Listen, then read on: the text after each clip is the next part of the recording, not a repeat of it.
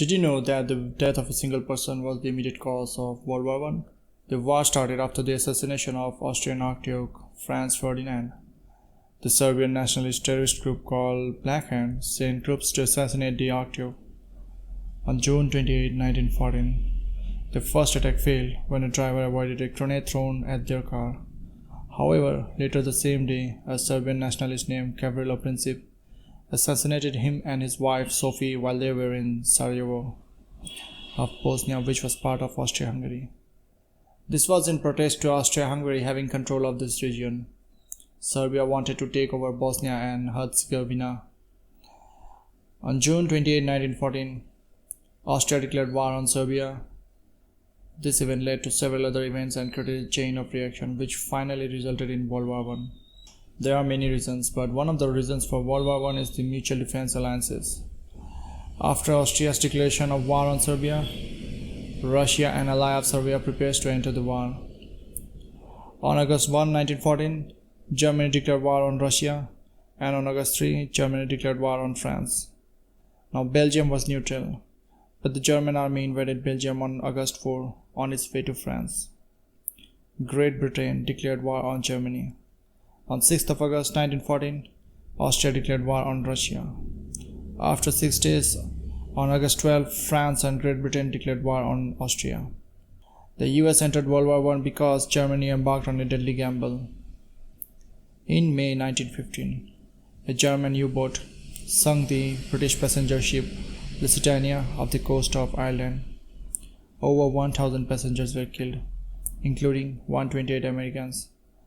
Although the ship may have been carrying military equipment along with the civilians, the Americans were infuriated because the people on board weren't warned before the sinking. In addition to straining diplomatic relations between the US and Germany, the sinking of the Lusitania further increased anti-German sentiment in America.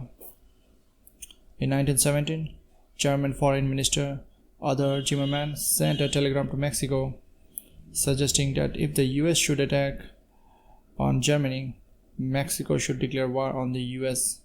In return, Mexico would get back the territory lost in the Mexican-American War: Texas, New Mexico, and Arizona. Unfortunately for Germany, the telegram was intercepted by the British and hurriedly given to the Americans. Although Mexico had no real intentions of declaring war on the US, the publication of the latter further mobilized the American people against the Central Powers. When World War I erupted in Europe in 1914, Woodrow Wilson, 28th US President, pledged neutrality, in sync with prevailing American public opinion. But while Wilson tried to avoid war for the next 3 years, favoring instead of a negotiated collective approach to international stability, he was rapidly running out of options. Tensions heightened as Germany tried to isolate Britain in 1915 and announced unrestricted attack against all ships that entered the war zone around the British Isles. In early April 1917, with the toll in sunken US merchant ships and civilian casualties rising, Wilson asked Congress for a war to end all wars that would make the world safe for democracy. 100 years ago, on April 6, 1917, Congress thus voted to declare war on Germany, joining the bloody battle then optimistically called the Great War.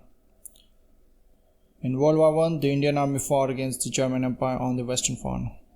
The Indian Army during World War I contributed a large number of divisions and independent brigades to the European, Mediterranean, Middle East, and African. Over 1 million Indian troops served overseas, of whom 62,000 died and another 67,000 were wounded. In total, 74,187 Indian soldiers died during the war. At the First Battle of Ypres, Khudadat Khan became the first Indian to be awarded a Victoria Cross. Indian divisions were also sent to Egypt, Gallipoli, Germany, East Africa, and nearly 700,000 served in the Mesopotamia against the Ottoman Empire. While some divisions were sent overseas, others had to remain in India, guarding the northwest frontier and on internal security and training duties. Field Marshal Sir Claude Affleck, Commander-in-Chief of the Indian Army from 1942, asserted that the British could have come through both World War I and II if they hadn't had the Indian Army. Although both sides launched renewed offensives in 1918 in an all-or-nothing effort to win the war, both efforts failed. The fighting between exhausted, demoralized troops continued to plod along In August, September, an Allied offensive along the Meuse River succeeded in driving an exhausted German army backward toward the German border. A deadly outbreak of influenza, meanwhile, took heavy tolls on soldiers of both sides. Eventually, the government of both Germany and Austria-Hungary began to lose control, as both countries experienced multiple mutinies from within their military structures. On November 11, 1918, the Germans signed an armistice in which they agreed to surrender their arms, give up much of their navy, and evacuate occupied territory. One of the deadliest conflicts in history, an estimated 9 million people were killed in combat, while over 5 million civilians died from military occupation, bombardment, hunger, and disease. Millions died of genocides within the Ottoman Empire and the 1918 influenza pandemic.